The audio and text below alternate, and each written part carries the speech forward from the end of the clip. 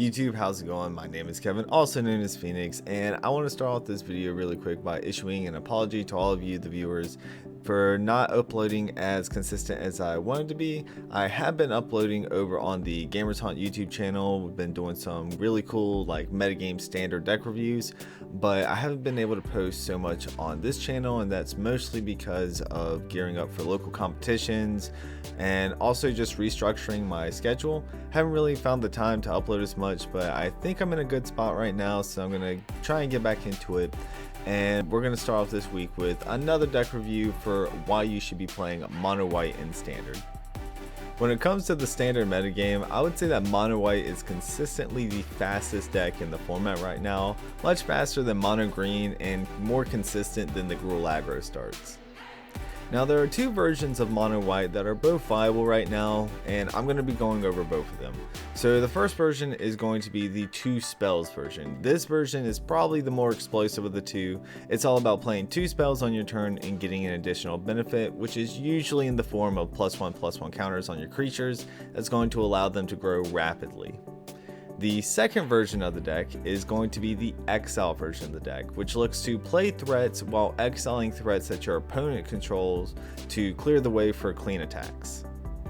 As I said before, both versions are viable, but I'm going to be focusing more on the Exile version of the deck as it's my personal favorite of the two and also what I believe to be more viable in the current metagame. Now let's go ahead and dive into the strengths of the deck and understand why you should be playing Mono White aggro in competitive Standard at the moment. And the first reason is going to be because unlike Mono Green, you actually have good turn 1 creatures. Now this is going to vary a little bit based on which version of the deck you're playing, but basically any version is going to have a good turn 1 creature that you can play and apply pressure immediately. Another strength that this deck has is the growth over time factor. Now this is more prevalent in the 2 spells version of the deck, but both versions of the deck are going to be running Luminarch Aspirant, and basically the growth over time factor is it's going to allow our creatures to grow and in the form of +1/+1 counters. So what this is going to do is it's going to speed up the clock and force our opponent to have the interaction or just lose the game outright. The next reason why Mono White is so good is that with the printing of Fateful Absence, Mono White actually has a very clean removal spell now. No longer does White have to dip into another color just for some effective removal. It just has a white kill spell. Sure, your opponent will get to investigate, they'll get a clue, but when you're applying such a fast clock, your opponent probably isn't going to have the mana to be able to sink into the clue token regardless. So effectively this is just a really clean 2 mana kill spell and get in for lethal amounts of damage. And finally, I want to talk about the impactful 3-drops that Mono White has that can sometimes single-handedly win the game. First off, we have Elite Spellbinder, which is really good at just delaying your opponent's board wipes. Say you're going up against Izzet turns and you just know that they're going to have turn 5 burn down the house. Well, on turn 3, you're just going to play Elite Spellbinder, make it cost 2 more, and your opponent will probably never be able to cast the burn down the house to begin with. Next up, we have Skyclave Apparition / Brutal Cathar. Now, both of these cards, again, more prevalent in the Exile version of the deck, but these cards are haymakers when it comes to matchups like Mono Green, where you're able to exile cards like Old Growth Troll that are just clogging up the battlefield. You're not really going to be able to make a good clean swing. Just play these cards, exile the threat, and then get in for some good amounts of damage. And finally, we have Maul of the Skyclave. Now, Maul of the Skyclave I feel like isn't talked enough about because this card really is ridiculous when you kind of think about it. For 3 mana, it's an equipment that automatically attaches to a creature, gives it +2/+2 flying and first strike, so giving it evasion plus the combat stats really does sometimes just end the stalemates that you see in 2 creature boards, and also with cards like Goldspan Dragon being around in the meta, giving it first strike also means that it'll be able to win any trade that it has against those types of creatures. So Maul the Skyclave definitely impactful and can sometimes single-handedly win the game.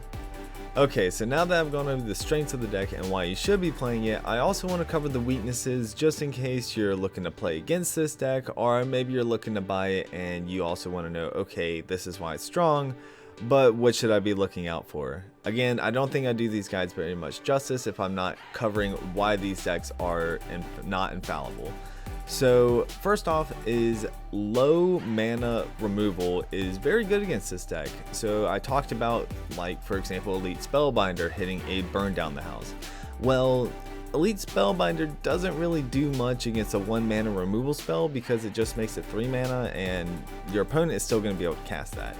Not to mention that if you play a 1-drop creature, your opponent plays a 1-drop removal, you're not really able to advance your game plan. The next weakness that this deck has is that it doesn't have a good way to replenish your hand after your creatures have been dealt with. So if your opponent does have the interaction, you're going to be mostly reliant on creature lands, but even then, they don't have protection, so if your opponent has removal for them too, you're kind of stuck in a top decking situation. So just be warned that this is also one of the weaknesses that this deck tends to have. Now the final weakness that I'm going to cover for mono white is that although it does have really good cards like Elite Spellbinder to tax out board wipes, these cards actually don't completely go away. Usually it's just you have to pay more to cast them. So if you're not as fast as you would like to be, eventually your opponent will be able to cast those cards that you initially exiled. So moving on to the final thoughts part of the video. Again, I think this is probably the fastest, most aggressive deck in the format currently. I think if you're looking to be insanely proactive and looking to close out games quick, mono white is definitely the deck to do so. Now, while mono green may be getting more results and is probably a slightly better overall deck, I do think mono white is still viable and you should definitely look at picking it up if you want to be the faster aggro deck.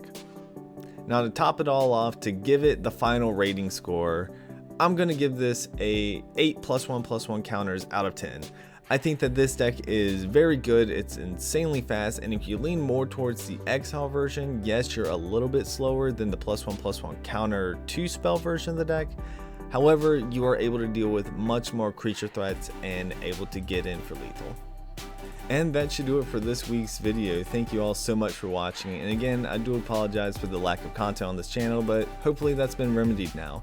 Let me know in the comments down below what you would like to see in the next video, and again, please leave a like, comment, and subscribe, and I'll see you all next time.